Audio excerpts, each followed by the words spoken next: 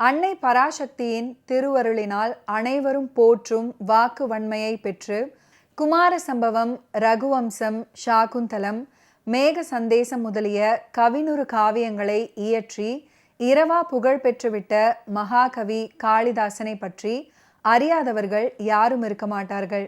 நடிகர் திலகம் சிவாஜி கணேசன் அவர்களின் வெற்றி திரைப்படங்களின் வரிசையில் 1966ஆம் ஆண்டு வெளியான திரைப்படம் தான் மகாகவி காளிதாஸ்.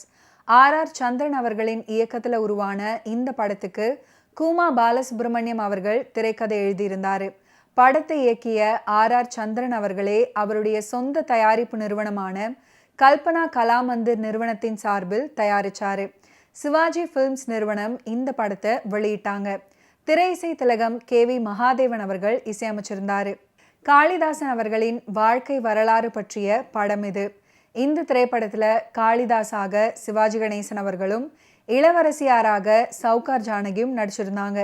மேலும் இவர்களுடன் R Muthuraman, L Vijayalakshmi, SV Sahasranamam, RS Manohar, VK Ramasamy, Nagesh, A Karunanidhi, CK Saraswati, KB Sundarambal, ER Sahadevan, உசிலைமணி, கருப்பு Subbaiah, கரிகோல் Raju, CS Pandian, SV Sivanandam, G Shakuntala, MS Malathi, PK Vijayarani அப்படின்னு பல முன்னணி நடிகர்கள் நடிச்சிருந்தாங்க. என்ன நாளைக்கு சுப்ப வீட்டுல அவன் தங்கச்சி கண்ணாலமா நடக்கட்டும். கண்ணாலம் முடிஞ்ச உடனே ஊர நாட்டை எல்லாம் கூப்பிட்டு விருந்து போட போறானா. பாட்டும் நம்ம வீட்லயும் ஒரு விருந்து போட்டா என்ன? விருந்தா போடலாமே. ஏண்டா விருந்துல என்ன போடலாம்? அப்படி கேளுப்ப. வடை, பாசியம், ரேட்டி, லட்டு, நல்ல பெரிய லட்டா. பெரிய லட்டு எதுக்கு உன் தலையில போடுறதுக்கா? விருந்து போட சத்தாண்டா. விருந்து போடுறதுக்கு ஒரு காரணம் வேண்டாம். காரணமா? எனக்கு ஒரு நல்ல யோசனை தோணுது. எனக்கும் பூங்காவனத்துக்கும் கண்ணாலம் பண்ணி வச்சுட்டு விருந்து போட்டா கண்ணாலமா கேக்குது உனக்கு? எனக்கு கேட்கல. வேற யாருக்கடா கேக்குது? பூங்காவனம் இல்ல பூங்காவனம். அவன் என்ன பார்த்து சொல்றான், சின்னையா உன்னை பார்த்தா எனக்கு ரொம்ப இதா இருக்குது, என்ன கண்ணாலம் பண்ணிக்கன்னு காதுல சொல்றாப்பே. இனிமே அந்த கழுதையோட நீ சேர்றத பார்த்தேன் கண்ணு முடிய தோண்டி போடுவேன். இல்ல என்ன கண்ணாலம் பண்ணிக்கிறது தப்பா? ஐயோ, கண்ணாலம் பண்ணிக்கிறது பெரும் விலங்குடா. பொம்பளைன்னா பிசாசு புடிச்சா விடாது. காளிதாஸ் ஒரு ஏழை குடிமகனாவான். தனது சிறு வயது முதலே காளி பக்தனாக இருக்கும் இவன் ஒரு முட்டாளாகவும் இருக்கின்றான். திடீரென ஒரு நாள் அரசு அவையில் கவி எழுதுபவர்களுக்கான போட்டி தொடங்குகிறது. காளியின் அருளால் அப்போட்டியில் பங்கு கொண்டு கவி சக்கரவர்த்தி ஆகின்றான். அதுக்கப்புறம் இவனே மகாகவி காளிதாஸ் அப்படின்னு அழைக்க பெற்றான். மகாகவியின் பாகத்தை ஏற்றிருப்பவர் பத்மஸ்ரீ சிவாஜி கணேசன். இடையனாய் இருந்தபோது அவரிடம் காணப்பட்ட பேதமையும் அசட்டுத்தனமும் காளியின் கருணையினால் அவர் கவிஞனாகிவிட்ட பிறகு பேரறிவும் பெருந்திறனுமாக மாறி அவர் ஒரு மாமேதையாக திகழ்ந்த அதிசயத்தை சிவாஜி அவர்களின் நடிப்பிலும் முக பாவங்களிலும் நன்கு காண முடியும்.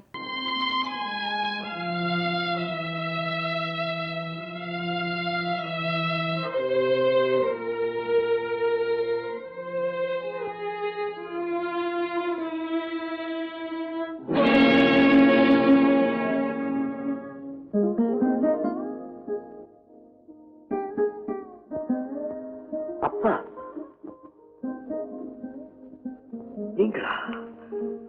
நீங்களும் என்னை சுமந்து வந்தீர்கள்.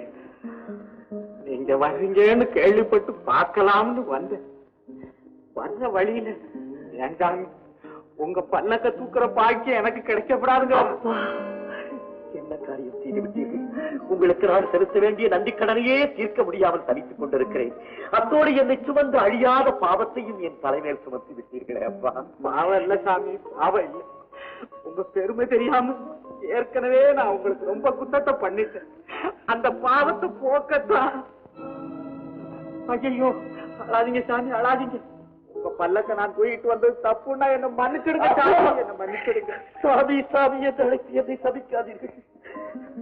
என்னை முன் போலவே அன்போடு சின்னையா என்று அழையுங்க. எங்கே சின்னையா? சின்னையா, சின்னையா, சின்னையா. அப்பா, அம்மா எங்க? உன்னை என்னைக்கு தெரிஞ்சாலும் அன்னைக்கு சின்னையா சின்னையான்னு கதறினா. அதுதான் அவ பேசின கடைசி வார்த்தை. அதுக்கப்புறம் வாயும் பேசல, கைகாலும் விளங்கல. வாத நோயில விழுந்துட்டாப்பா, வாத நோயில. அம்மா, இடையன் சின்னையாவுக்கு ஒரு தனி நடிப்பு, கவி காளிதாசனுக்கு ஒரு தனி நடிப்பு அப்படின்னு அதே கேரக்டரை மெருகேற்றி இருப்பாரு நடிகர் திலகம். கவிஞர் பெருந்தகை காவியம் இயற்றும் காட்சியில ஒன்றன் பின் ஒன்றாக ஓலைச்சுவடிகள் குவிகின்றன. பின்னணியில் காட்சிக்கு விளக்கமாக ஒரு பாட்டும் பாடப்படும். மகாகவி காளிதாஸ் திரைப்படத்துல சவுகார் ஜானகி அவர்களுடைய நடிப்பு சிறப்பாக அமைஞ்சிருக்கும். நடிகர் திலகத்துக்கு போட்டி போட்டு இந்த திரைப்படத்துல நடிச்சிருப்பாங்க. முதலில் நீங்க நானாவது நீங்க ராசாச்சி சும்மா இருக்கும்போது நான் சாப்பிடுறதா? நீங்க சாப்பிட்டு கொடுங்க, மிச்சம் சொச்சோம் தான் நான் சாப்பிடுறேன். குறும்பு செய்வதிலும் பெரும் புலவர் போல இருக்கிறதே. நானா? நான் இல்ல புழுவேன். அந்த புழுவெல்லாம் வெளியே நிக்கிறானுவோ. என்ன தெரியல? தெரியும். சகல கலாசாகர மகா பண்டிதர் மண்ணாங்கட்டி. நான் சின்னையா, பெரிய விட்டு கோனார் மவன். ஏழு போதும். சத்தியமா சொல்றேன், தலையில அடிக்கிறேன். நான் சின்னையாத அந்த அண்ணாட பாலை கொட்டி விட்டீங்க. அது போகட்டும். நீங்கள் யார் என்று சொன்னீர்கள்? இதுக்குள்ளே மறந்துட்டீங்க? என் பேரு சின்னையன், கோனார் மவன். நான் செவனேன்னு நாட்டுப்புறத்துல ஆடு மேய்ச்சிக்கிட்டு இருந்தேன். இந்த புழுவனுவ வந்து, நீயும் நரகத்துக்கு வாடா, உனக்கு பட்டு தர்றேன், லட்டு தர்றேன், நிறைய நகையெல்லாம் தர்றேன்னு சொல்லி என்னை ஏமாத்தி இங்க கூட்டிட்டு வந்து என் தலைய மொட்டை அடிச்சு விட்டானுவ. என் குடுமையை வேற எங்கேயோ ஒழிச்சு வச்சு விட்டு இன்னைக்கு தர்றேன் நாளைக்கு தர்றேன்னு ஏமாத்துறானுவ. அந்த புழுவனுவ தான் என்னையும் புழுவேன்னு சொல்லி உங்களையும் ஏமாத்தி விட்டானுவ. புரிகிறது. அவர்கள் ஏமாற்றவில்லை. புலமையை என் தந்தை சோதித்தார். அதற்கு பழிவாங்க விதி என்னையே சோதித்து விட்டது. ஐயோ, உண்மையாகவே நீங்கள் ஆடு மேய்ப்பவர் தானா? அப்படியானால் என்னை போட்டியில் வென்றதெல்லாம்?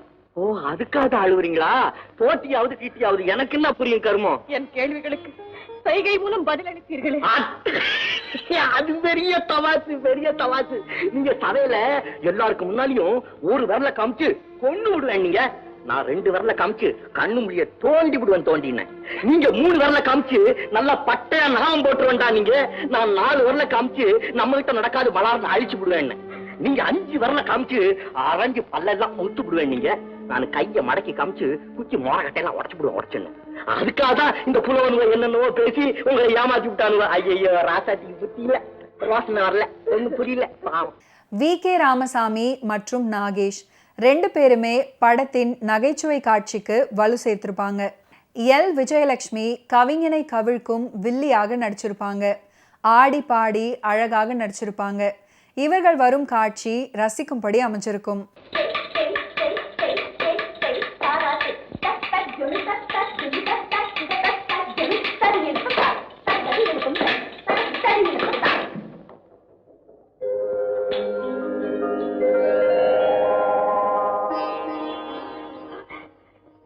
வாருங்க வாருங்க வாங்க உட்காருங்க.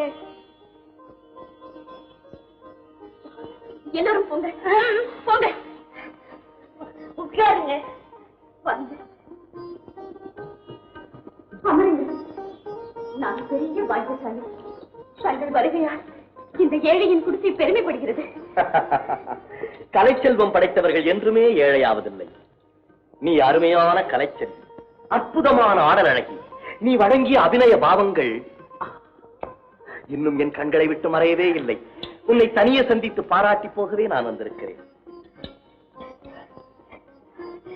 கவியரசரே என்னை பாராட்ட வந்தது என் மாபெரும் அதிர்ஷ்டம். கலைஞர்களை பாராட்ட வெறும் கையோடு வரக்கூடாது. இதோ என் அன்பு பரிசு.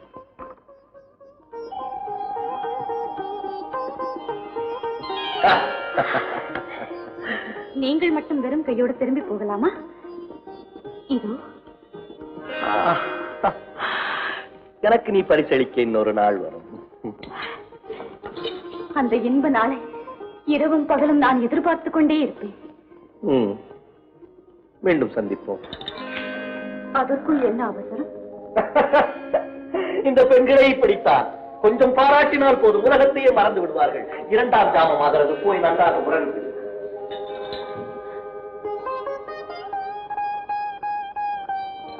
அன்பு பரிசு.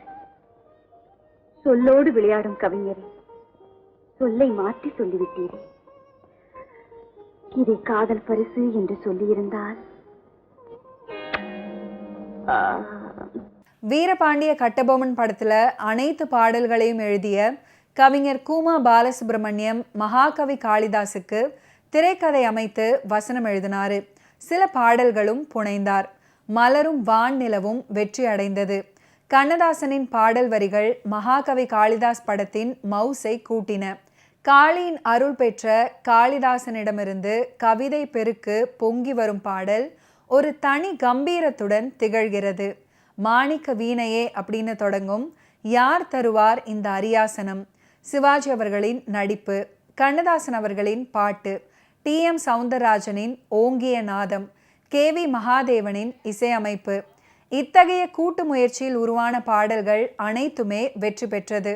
மகாகவி காளிதாஸ் திரைப்படத்தில் இடம் பிடித்திருக்கக்கூடிய மற்றும் ஒரு ஃபென்டாஸ்டிக்கான பாடல் தான் கல்லாயி வந்தவன் அப்படின்னு தொடங்கக்கூடிய பாடல். இந்த பாடலை TM சௌந்தரராஜன் அற்புதமாக பாடியிருப்பாரு. பாடலுக்கு உண்டான வரிகளை கவியரசர் கண்ணதாசன் எழுதியிருப்பாரு. கல்லாய் வந்தவன் கடவுளம்மா, அதில் கனியாய் கனிஞ்சவ தேவியம்மா. கல்லாய் வந்தவன் கடவுளம்மா, அதில் கனியாய் கனிஞ்சவ தேவியம்மா. புல்லாய் முளைச்சவ சக்தியம்மா, அதில் பூவாய் மலர்ந்தவ காளியம்மா.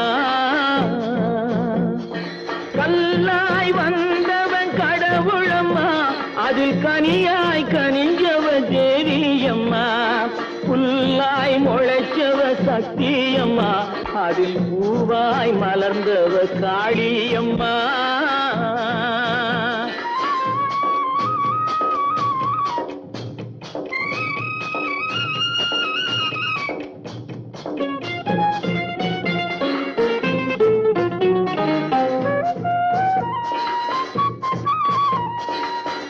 ஆண்டியின் கையில் திருவோடு, தினம் அவனுக்கு வேலை தெருவோடு. ஆண்டியின் கையில் திருவோடு, தினம் அவனுக்கு வேலை தெருவோடு. இருப்பவன் சண்டை பொருளோடு, இந்த ஏழையின் சண்டை வயிறோடு. இருப்பவன் சண்டை பொருளோடு, இந்த ஏழையின் சண்டை வயிறோடு. கல்லாய் வந்தவன் கடவுளம்மா, அதில் கனியாய் கனிஞ்சவ தேவியம்மா. புல்லாய் முளைச்சவ சக்தியம்மா, அதில் பூவாய் மலர்ந்தவ காளியம்மா.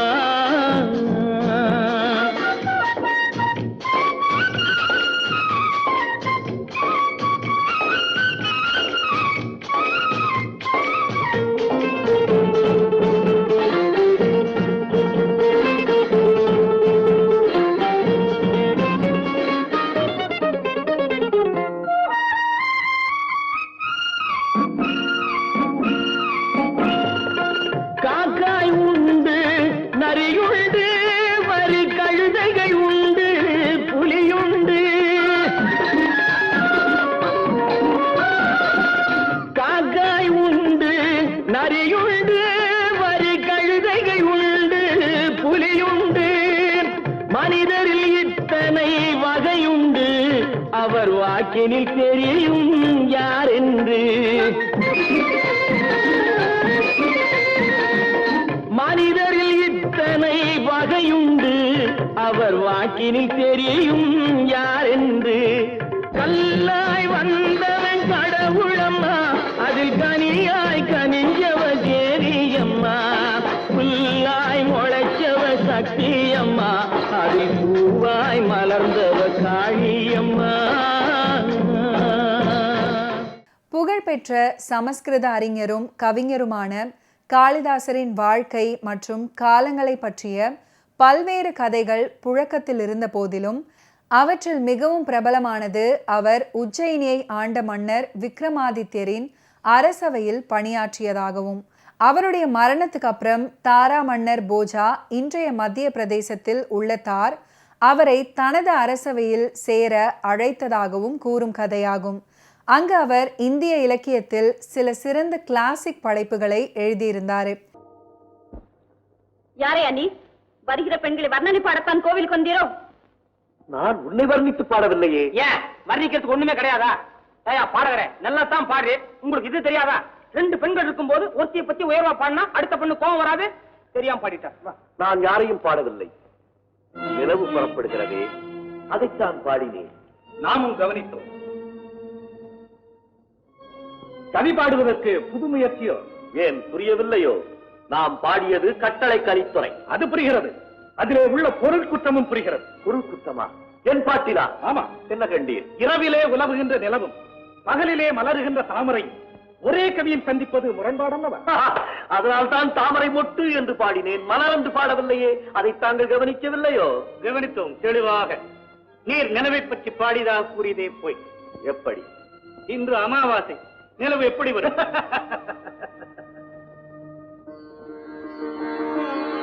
ஏன் வரா? இன்று நிச்சயம் நிலவு வரும். இதை நிரூபித்து காட்ட வேண்டும். இல்லையானால் கடும் தண்டனை கிடைக்கும். நிரூபித்து காட்டினால் நான் உண்மை தண்டிப்பேன். சம்மதமா? என்ன அரசரையே நீர் தண்டிப்பீரா? அரசன் குடிமகன் என்ற பிரச்சனை அல்ல அது. 2 புலவர்களுக்குள் ஏற்பட்ட சர்ச்சை. சம்மதமா? சரி, ஒப்புக்கொள்ளுகிறேன். மகிழ்ச்சி. வெளியே சென்று பாரும். இன்று நிச்சயம் நிலவு புறப்படும். பார்க்கலாம்.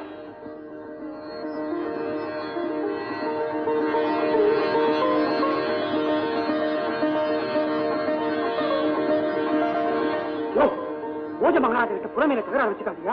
அவரே பெரிய கவி, இன்னுமோ பாடி தொலைச்சுக்கிட்டேன். அவரும் ஏதோ கேட்டாரு சொல்லிவிட்டேன். அம்மாவாசனைக்கு நிலவு புறப்படுறதாவதியா? அதை நம்பிட்டு அவங்களும் போயிருக்காங்க. இதுதான் நல்ல சந்தர்ப்பம். அவங்க இல்லாத நேரம் பேச ஓடி பொழைச்சுக்க. தலையை வாங்கிட்டு வரியா? தலை வேண்டாமா?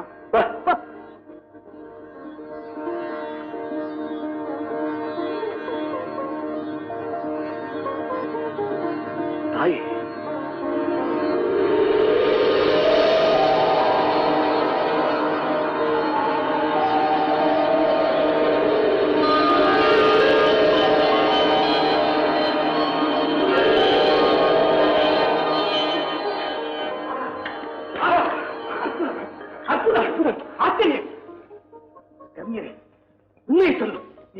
அதற்கட்டும். நான் சொன்னதை நிரூபித்து விட்டேன். இப்போது உண்மை தண்டிக்க போகிறேன். என்ன தண்டனை தெரியுமா? ஆயுட்காலம் முழுவதும் அறுக்க முடியாத கட்டுகளுடன் நீர் ஒரு கைதியாகி கிடக்க வேண்டும் என் இதய சிறைக்குள்ளே. எவ்வளவு இன்பமான தண்டனை நண்பா. நான் தான் காளிதாஸ். கவிமன்னன் காளிதாசனா?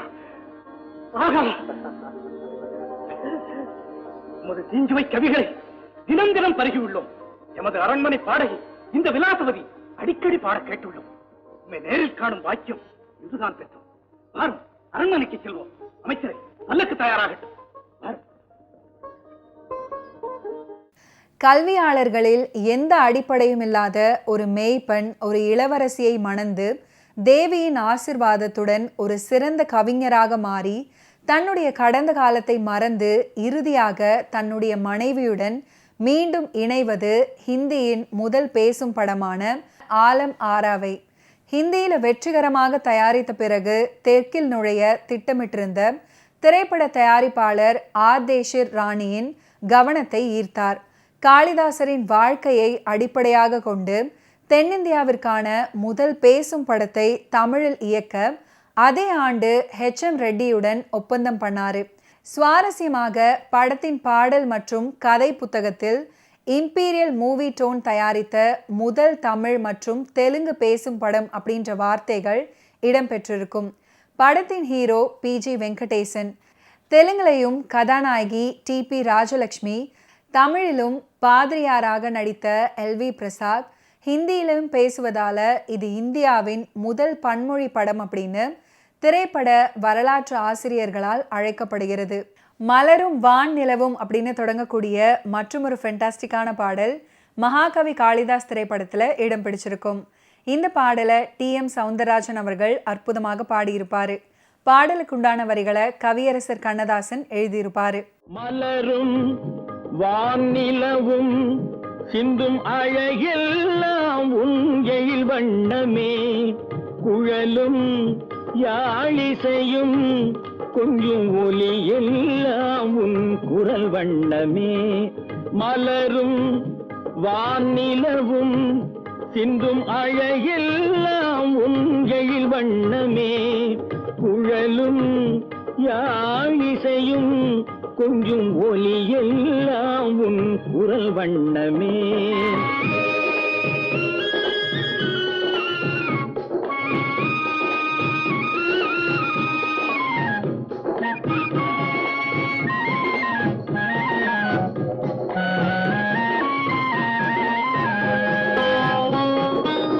மழையில்லாமல் வளமில்லை, ஒரு விதையில்லாமல் பயிரில்லை.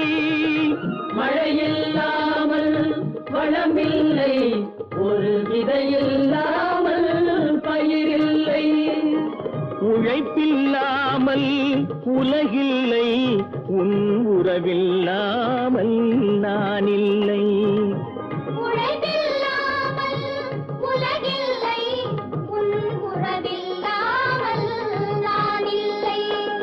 மலரும் வானிலவும் சிந்தும் அழகெல்லாம் உன் எழில் வண்ணமே, குழலும் யாழிசையும் கொஞ்சம் ஒலி எல்லாம் உன் குரல் வண்ணமே.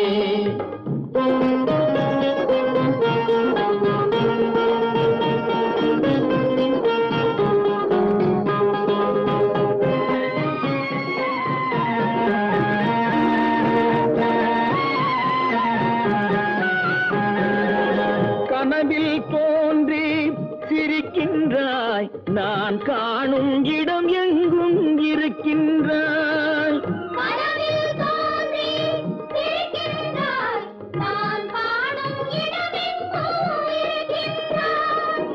கனியில் ரசமாய் இனிக்கின்றாய், என் கையில் கிடைக்காமல் மறைகின்றாய்.